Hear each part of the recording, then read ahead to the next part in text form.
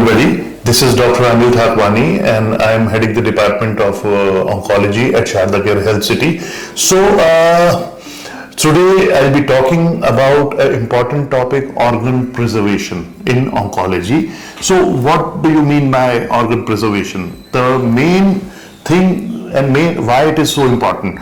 So we all know that in cancer, when one gets cancer, we have to take out that organ surgically, and after that also we are not able to preserve the organ and we get a lot of complications. For example, in cervical cancer, earlier what we used to do, we used to take out the endometrium, we used to take out the whole part like uterus and with ovary. So there were a lot of complications because of the hormonal disbalance, because of the organ we were losing. Along with that, in anal canal cancers, again we used to take out the whole anus. So there was a complication, there was a change of passage of stools, which was very troublesome for the patient.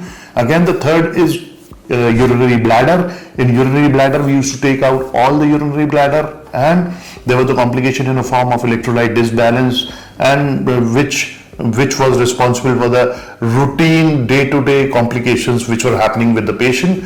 Fourth one is like CA larynx. Larynx is a sound box organ which is situated in the neck. So, and it is very common in smokers. So there also what we used to do is we used to take out the larynx sound box out, which was leading to the loss of speech of the patient. So quality of life was going down very heftily.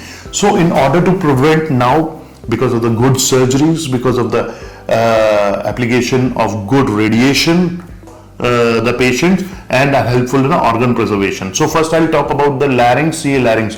So earlier we used to do the total laryngectomy, but now we don't do any surgeries, or if surgery is to be required, only microsurgery is to be done, followed by mainly chemoradiation. So when we do give the chemotherapy and radiotherapy, we are able to cure the patients in the early stages and middle stages up to stage 2, up to 3 also, we are able to cure the patient, and there is no need to take out the larynx completely, and patient can talk very well after the complete treatment, and patient gets cured also.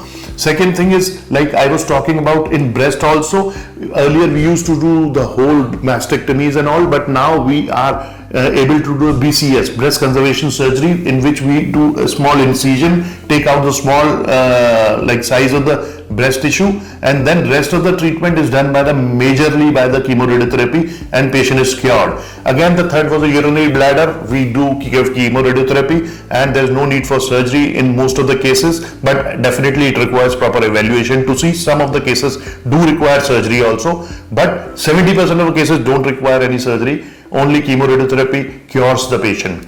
Again, if we talk about the cervical cancer, again 90% of the cervical cancer can be cured without doing major surgeries. We don't need to remove the organ. So these this is all because of the newer techniques, latest surgeries, latest radiation, latest chemotherapy drugs. Now in medical management, we do get, along with the chemotherapy, we do give immunotherapy, hormone therapy, target therapy, lot of therapies are there. So today's my purpose of doing this lecture was whenever the patient is diagnosed with a cancer, no need to worry.